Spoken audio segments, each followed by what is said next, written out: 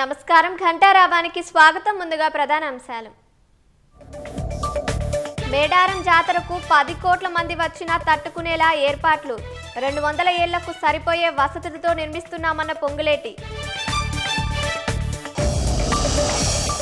రాత్రికి ఢిల్లీ బయలుదేరనున్న ముఖ్యమంత్రి రేవంత్ రెడ్డి.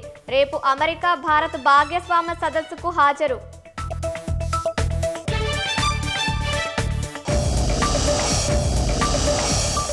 ఢిల్లీ పేలుడు ఘటన బాధితులను ప్రధాని పరామర్శ. కుట్రదారులను వదిలిపెట్టబోమని మోదీ హెచ్చరిక.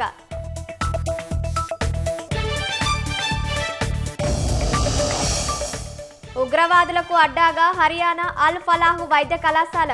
వర్సిటీల్లో విస్తృతంగా సోదాలు.